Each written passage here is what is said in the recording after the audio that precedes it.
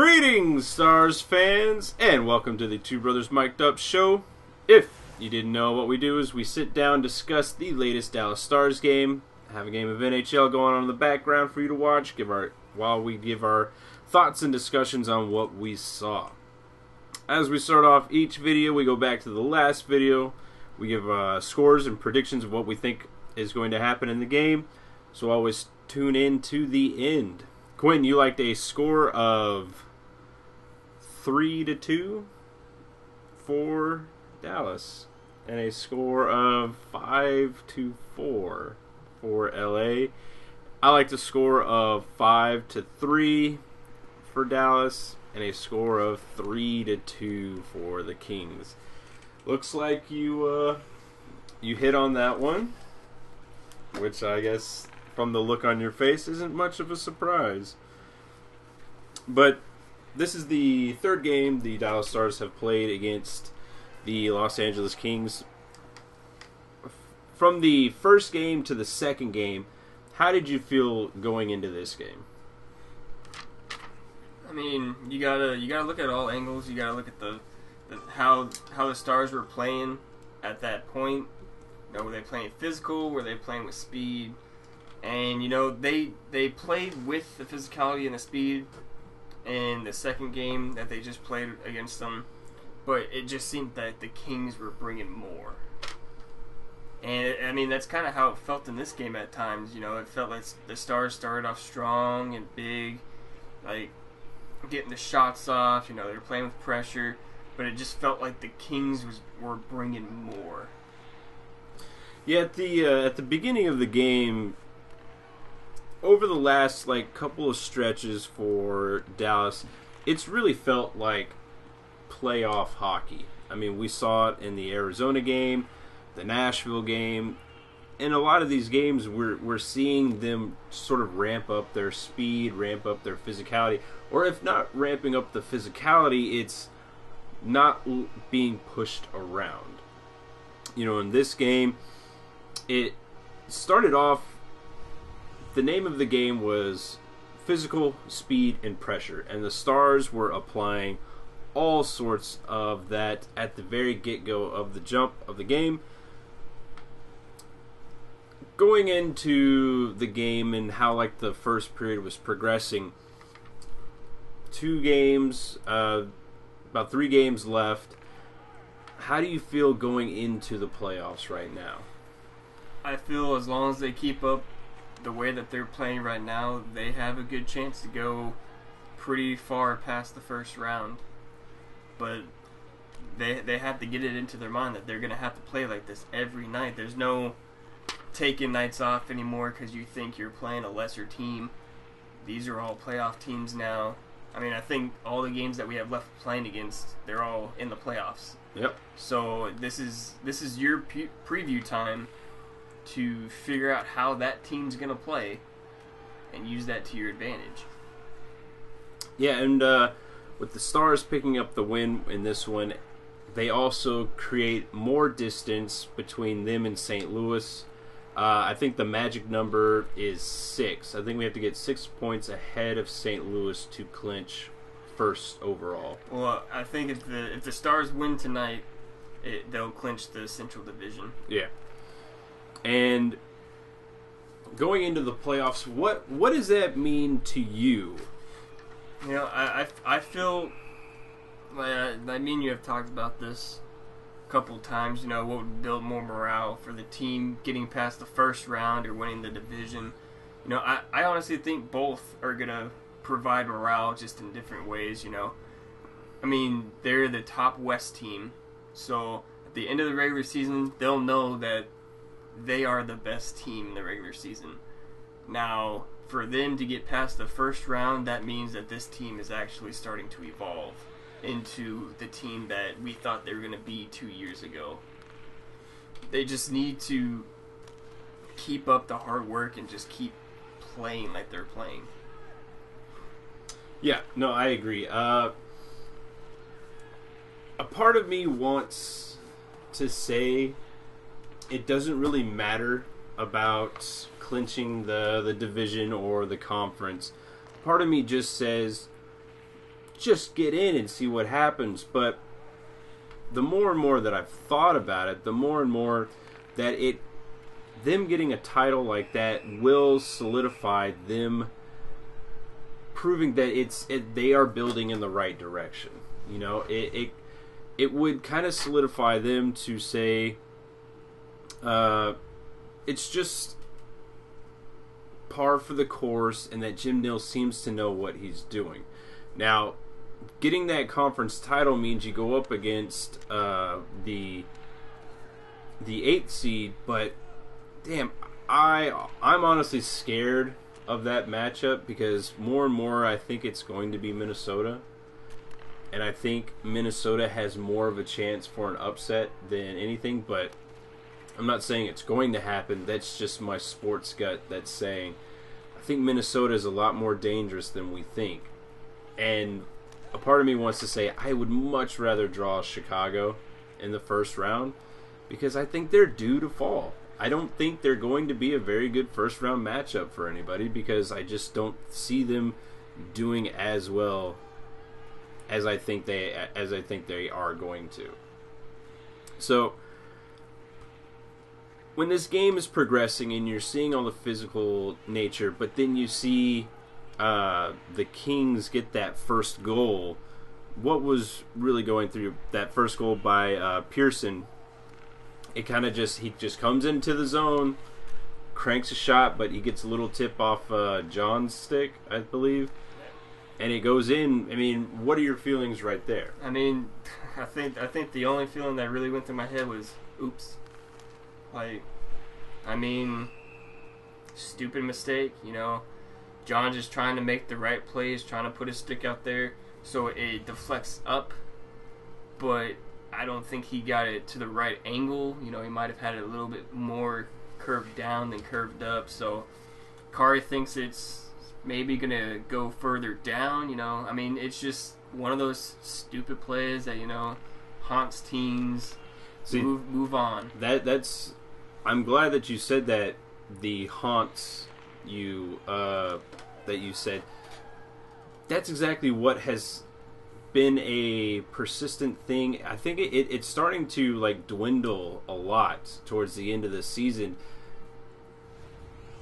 A month ago, I think that goal right there, Stars are out of it. If you go back and listen to earlier episodes, it's a common theme that this team would let one of those bad goals just haunt them and just stick with them, that, you know, they could overcome it.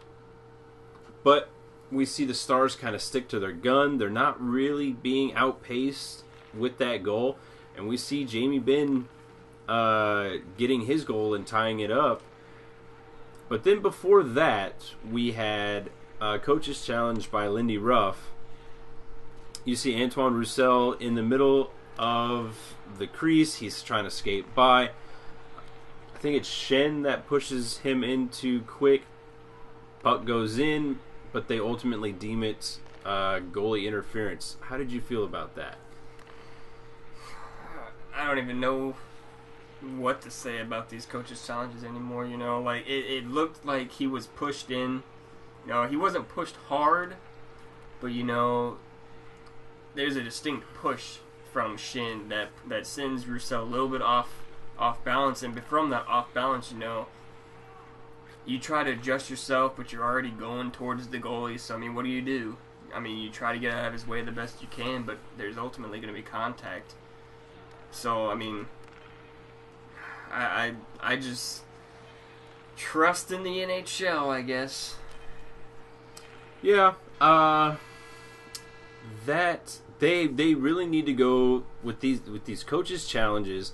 They really need to go back and define what is goaltender interference, because we've seen stuff like that to where they count the goal, and we've seen stuff a lot lighter than that disallow the goal. I would just like a hard definition on what goaltender interference is. You know, Shin is pushing Roussel into Quick. Roussel is out of the blue paint. Quick comes out of the blue paint. You know, he's not like 10 feet out of it, but he's at least at the top not giving Roussel any kind of leeway to go around it. They have to define what the safe area is for the goaltender. Like, if he comes out of any part of that crease, he should just be another player. You know, if he comes out and wants to challenge the shot, I don't think that, even if a player is skating into him, I think a goal should be allowed, because that's his decision to come out and challenge the puck. I just think they need to go back and really define what goaltender interference is. But then, going into later of the period, 2 seconds left, we have Jamie Benn scoring a goal. We have another coach's challenge. How did you feel about that one?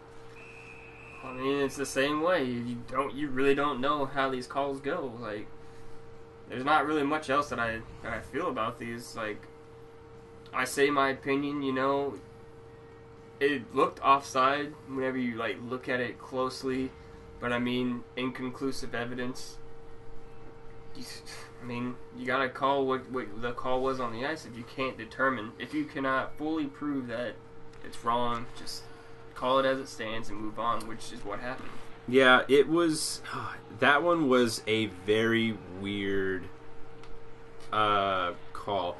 Because I think in hindsight, you know that is offsides. But, like, you can't give clear, definitive an explanation to that. Yeah, we got to call this offsides. But then again, we saw earlier in the season with it was a goal that you know damn well creeped under the goalie, but then the refs were like, well, we can't really tell, you know, and they called it back. So at least they're being consistent with, if it's inconclusive, then we gotta stand with the call on the ice. So it was nice seeing that, but then again, the coach's challenge needs reworking. And like Razor said in the game, I do think there should be a time limit on it. The same amount of time that you allot for a timeout is what you should get it. Not this 2-3 minutes to where you have to have this debate. You get like 30 seconds, make the call, you see it. For God's sakes, let's get these refs a bigger screen. You know, they need to not play it on their 3DS. That'd be nice. On their Wii U game tablet.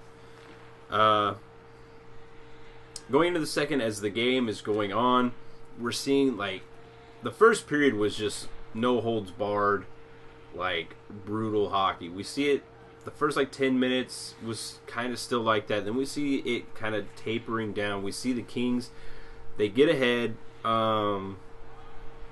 with Jeff Carter's goal,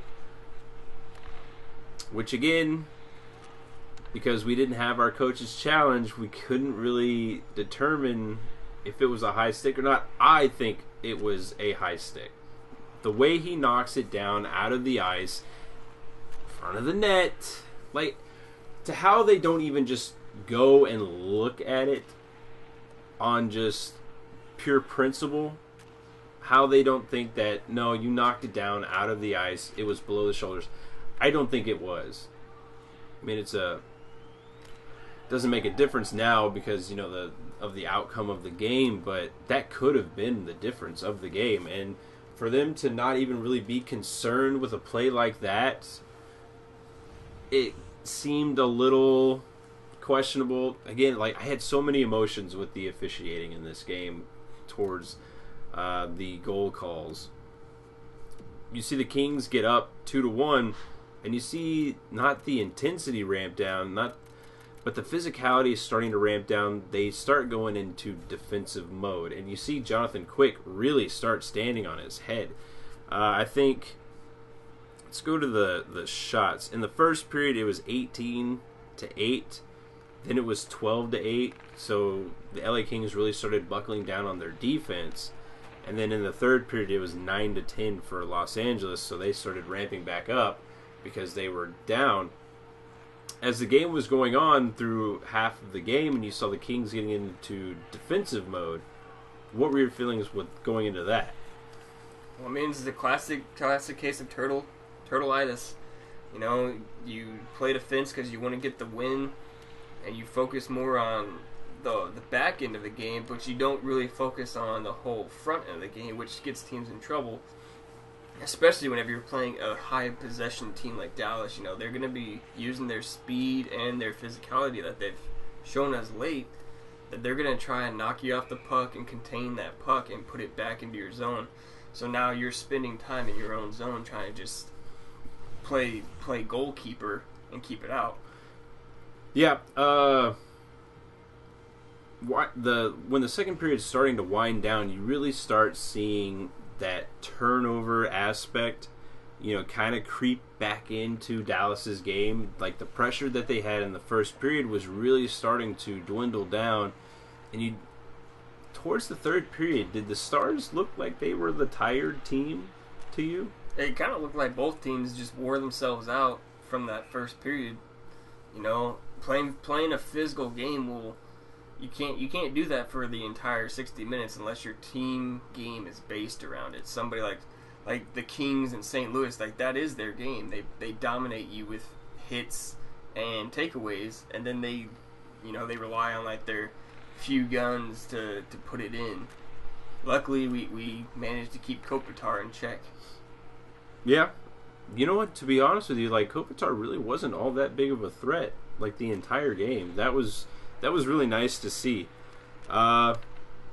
Towards the end of the second period, we get the Drew Doughty phantom high stick call. Again, another bad officiating call. I mean, you have to point these plays out. You have to highlight these plays out, because not only is it affecting the Kings, but it's affecting every other team. You know, like we've said in the past couple episodes, the Stars have been victims to these bad calls. And it's really not being like a homer. It's just noticing just the terrible officiating that has been going on in this NHL season. Going into the playoffs, I mean, you have to worry a little bit, especially we're so close to it. We are so close to it. I know that they're only going to take the best refs and linesmen into the playoffs. Hopefully we don't see these bad calls affect this game.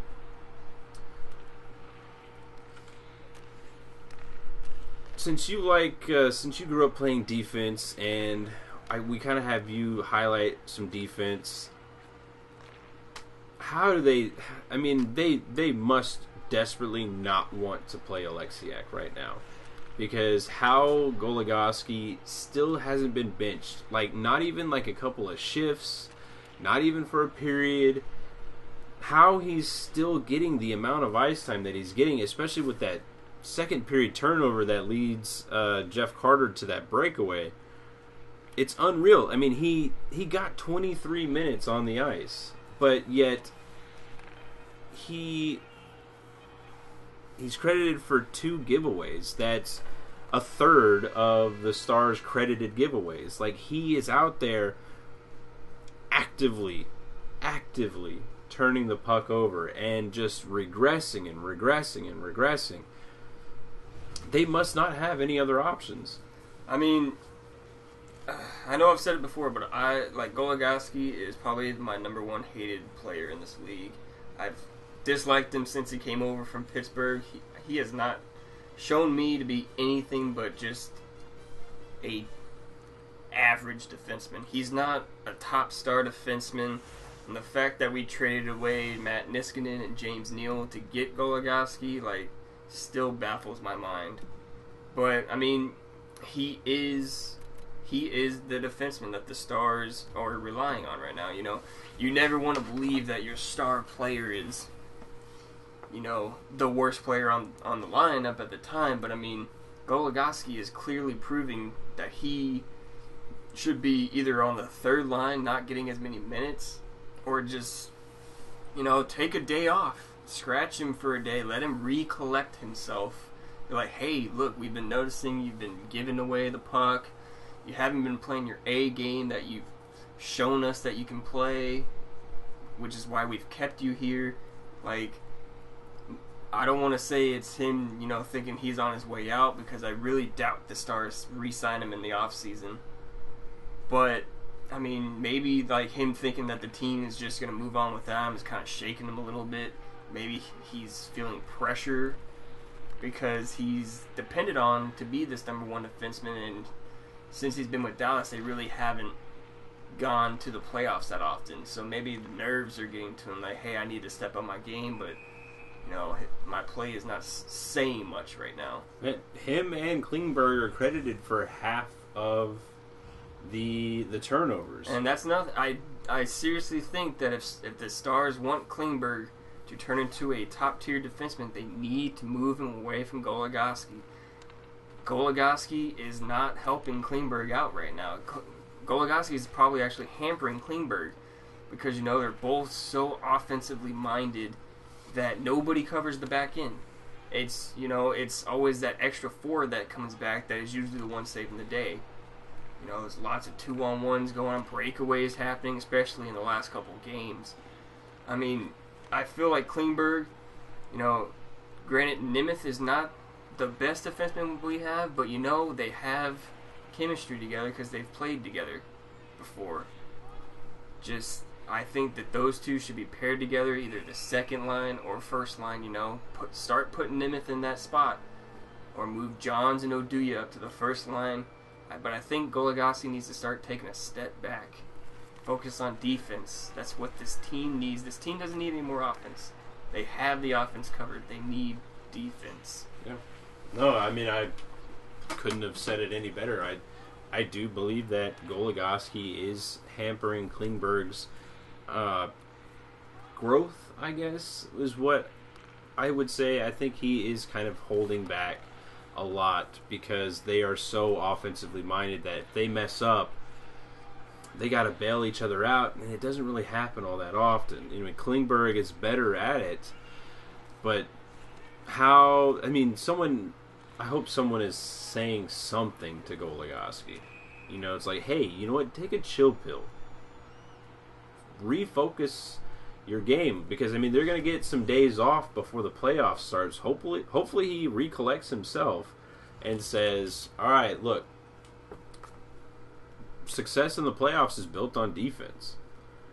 I don't think the Stars are going to outscore their problems in the playoffs. That's just not how it works. It'd be nice. Yeah. I mean, if the Stars were able to translate the regular season into the playoffs, they gotta be going to at least to the conference finals. Yeah. But then again, it's usually based on defense. Yeah. Stars may score their average 3.4 goals a game, but guess what? If you don't have the defense and the goaltending to back it up, the game's going to be 3-4, 3-4, 3-4 each time. And this team's going to wind up losing in the first round. Yeah, I think that first round against Minnesota, from what it looks like, that's got me a little worried. But again, just have to see how that plays out. Continuing on into the game, we have Patrick Eaves collecting on his goal. But then we also see the likes of a player that we've kind of harped on for the past month because we just weren't seeing a lot out of him. That's Antoine Roussel. How did you like Roussel's game in this one? Roussel played Roussel's game. You really can't say it any other way. And I think the last couple games, I think he's really been realizing, you know what? I need to start agitating, start playing physical, start fighting. I need to be Roussel. And you know what? With him playing his old style game, being the agitator, he's getting chances out the wazoo because he's making his chances happen. He's not going out there trying to stick handle his problems away, pass his problems away. He's going out there and he's taking his chances, which is thereby giving him points, setting a Foxa multiple times. It's just his work ethic is something that he needs to keep driving through and to the playoffs. Yeah, prime example was him losing his bucket and then doesn't get off the ice. Says, you know what, I'm going to stay out here. I'm going to keep going. I'm going to keep my foot down, pedal to the metal. Turns out it, works out very well. He goes into the corner, he retrieves the puck, gets it out front, and Patrick Eaves is able to collect on a goal. Stars tie it up. Game moves along even more, and then we see the original bearded one, the bearded Ben, collect on his second goal. I mean, for Jordy, I don't think he could have gotten a bigger goal. I think with that goal right there, that just might keep him in the lineup. Because a lot of the time we've been talking about when Demers and Russell is getting healthy, that goal right there might have saved Jordy's playoffs right there. Unless Jordy goes out and just kind of shits the bed. I think that goal right there was a big goal for Jordy. Just not on just like confidence, but I think that keeps him in the lineup, and it'll probably be Nemeth that gets, swapped in and out whenever people are getting healthy. Yeah. I mean, as far as rookie defensemen go, the only one that I want to see not get taken out is Johns. I could honestly deal with Klingberg being scratched a couple nights in the playoffs. I mean, especially depending on who we get in the series, you need physicality and defense on your team whenever you're getting higher into the series.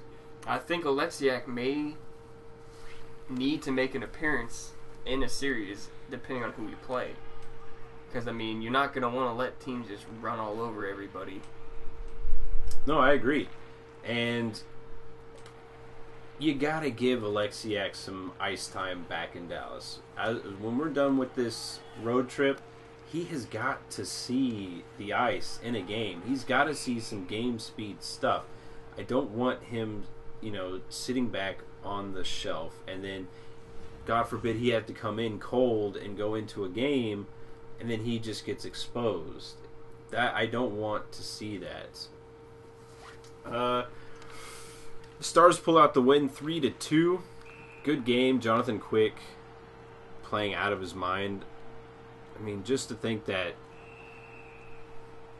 LA just had so many problems with goaltending, and he's been able to just be the backstop for them for so long.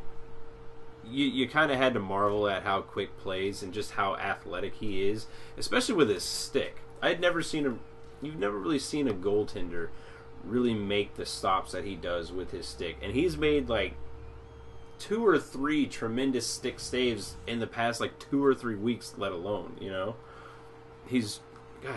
I just wish we had Jonathan Quick for the Stars. God, this team would probably be unstoppable if we had Jonathan Quick. Let's go into the ratings of this game. What'd you rate this one? I gave it probably, I'll say a B+, just because the little problems were a little bit more apparent in this game than they were in the last one. But they get the win. They had good goaltending when it counted. They had good speed and physicality. They stayed with the Kings, which is what really kept them in this game. I gave it an A. Because the Stars just stuck with it. They took that first period and they pretty much ran with it. They got out of the first period tied. They got that late 2-second goal, and I think that just helped the confidence along in the game. The hits, 29-35 in favor of LA, but that's a physical game. I think that's one of the most physical games we've seen this season. And for the Stars to just hang around and kind of take it, but not really take it, they gave it back a little bit. They showed that they can get hit and they're not going to fall down. That's got to mean a lot coming into the playoffs. So I gave it an A. The Stars play the Anaheim Ducks for the last time this season. What kind of scores you got for that? I think I'm just going to stick with the normal score, I feel they'll hit their average, so I'll say 3-1 for the Stars, and if the Ducks come on top, it'll be 4-2. I think since Christmas or the All-Star break, the Anaheim Ducks are the number 1 team. They have the number 1 power play, number 1 penalty kill. I expect fireworks. I expect hits. I expect a lot of goals in this game. I'm going to say if Dallas is to come on top, I like a score of 6-4. But if Anaheim comes on top, it's because Dallas is tired because they just had a physical game the day before, and goaltending won't show up. With that being the case, if that does happen, I like a score of 5-1 for Anaheim. So that's the discussion, the end of the episode. Be sure to subscribe, hit that like button down below, leave any kind of feedback down below. Remember, this is a show for fans, by fans, and as always, tune in next time.